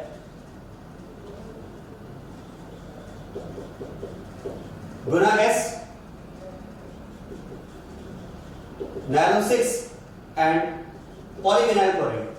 क्वेश्चन ऐसा आएगा, एनसीईआरटी में भी इस तरह के क्वेश्चन मिल जाएंगे। Arrange these three polymers in order of strength of their intermolecular forces of attraction. अब पहले तो कैटेगरीज डिसाइड करो। क्या मैं कह सकता हूं बिना S रबर है तो ये तो जाएगा फाइबर्स में। नायलॉन 6 इज पॉलीएमाइड, और पॉलीएमाइड किसमें जाएगा? फाइबर्स में। और पीवीसी, क्या ये रबर है क्या? नो। क्या ये पॉलीएमाइड पॉलिएस्टर है क्या? नो। क्या ये क्रॉसिंग पॉलीमर का एग्जांपल है क्या? नो। तो ये किस में जाएगा? थर्मोप्लास्टिक में। अरेंज कर दो। अगर मैं इन थ्री को अरेंज करता हूं तो देखो ये जाएगा फाइबर्स में, सेकंड को सबसे आगे लो, ये जाएगा थर्मोप्लास्टिक में थर्ड, और ये जाएगा इलास्टोमर में सबसे पीछे 1। ये इसका स्ट्रेंथ का ऑर्डर बन जाएगा। इस तरह से आप अरेंज करके इन क्वेश्चंस को कर सकते हैं। एनसीईआरटी में भी ऐसे क्वेश्चंस दिए हुए हैं।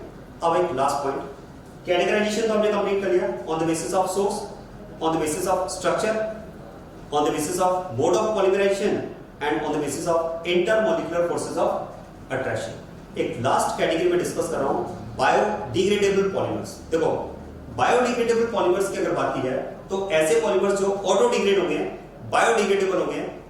क्योंकि देखो सबसे बड़ी अगर हम बात करें तो पॉलीमर्स में आजकल सबसे बड़ी प्रॉब्लम आती है उनके डिस्पोजल की। आपने सुना होगा कई बार बात आती है पॉलीथीन की। जानवरों के लिए प्रॉब्लम है, गाय खा जाती है, जानवर खा जाते हैं, उनके लिए प्रॉब्लम है। कहा भी जा रहा है कि पॉलीथीन यूज मत करो। तो देखो ये एक्चुअली ऐसे पॉलीमर्स हैं जिनको यूज करने के बाद में उनके डिस्पोजल की प्रॉब्लम है। तो अब कुछ ऐसी कोशिश की जा रही है, ऐसे पॉलीमर्स बनाए जाएं जिनको अगर हम डिस्पोज करें तो वो ऑटो डिग्रेडेबल हो, अपने आप खत्म हो जाए। और इन्हीं को हम बात कर रहे हैं बायोडिग्रेडेबल पॉलीमर्स। जैसे मैं आपको एग्जांपल्स बताता हूं, देखो मुझे इसके एक दो एग्जांपल जो माइंड में हैं। एक तो आप सोचिए स्टिचेस, जब बाउंड्स पे स्टिचेस लगाते हैं तो पहले आपने देखा होगा कि स्टिचेस को कट करने के लिए बुलाते थे डॉक्टर साहब कि 10 दिन बाद आना बेटा, आपके वो स्टिचेस कट करेंगे।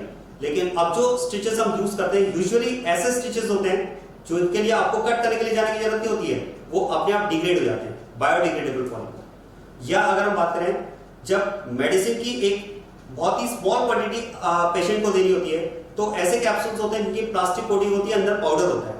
तो क्या उस कैप्सूल को खोल करके पाउडर खाते हैं? क्या पूरा कैप्सूल ही खाते हैं? उसकी जो कोटिंग है that is actually biodegradable polymer. इसके दो एग्जांपल्स आपको याद रखते हैं। दो एग्जांपल्स में कौन कौन से आप देखो।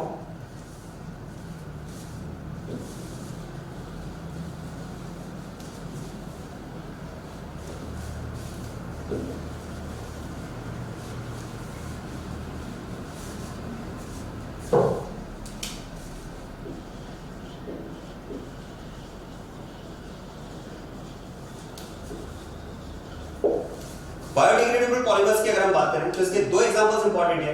एक तो हम बात करेंगे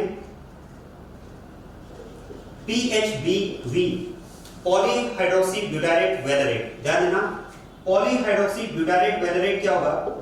एक तो हम बात करेंगे इसमें ब्यूटायर, ब्यूटायर मतलब 4 कार्बन। एक हम बात करेंगे इसमें वैलर, वैलर मतलब 5 कार्बन।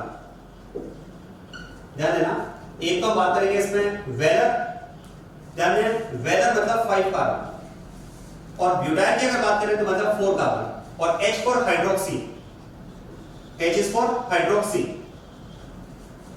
तो एक तो 4 कार्बन वाला एसिड आपको कौन लेना है जिसमें एक OH ग्रुप आपको प्लेस करना है बीटा पोजीशन पर।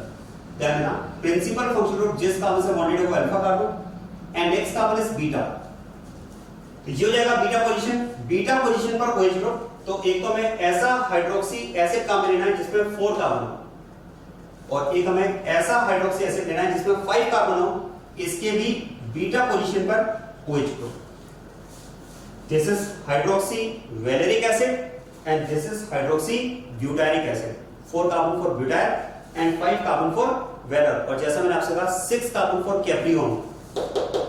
अब चलो इस एसिड का OH और अल्कोहल का H, तो इसका तो जाएगा H और इसका जाएगा OH, यहां से जाएगा H और एसिड का जाएगा OH। इससे जो पॉलीमर बनेगा that will B PHBV, polyhydroxy butyrate valerate. और एक लास्ट इसमें एग्जांपल दूसरा, नायलॉन 2 नायलॉन 6। देखो अभी हमने नायलॉन 6 डिस्कस किया था। नायलॉन 6 मतलब amino acid with 6 carbon, amino acid with 6 carbon is nylon 6 and amino acid with 2 carbon, ध्यान देना, amino acid with 2 carbon will be called nylon 2। तो एक तो आपको 2 कार्बन वाला अमीनो एसिड का लेना है और एक आपको 6 कार्बन वाला अमीनो एसिड का लेना है। NH2 का तो जाएगा H, एसिड का जाएगा OH, यहां से आएगा H, यहां से आएगा OH। This is nylon 2 nylon 6। This is about biodegradable polymers. इसी के साथ में पॉलीमर चैप्टर अपना फिनिश। इस लेक्चर को आप बहुत अच्छे से सुनिए, जो चार्ट आपको शेयर किया गया वो चार्ट आप पढ़िए और एनसीईआरटी आप चैप्टर पढ़ लीजिए।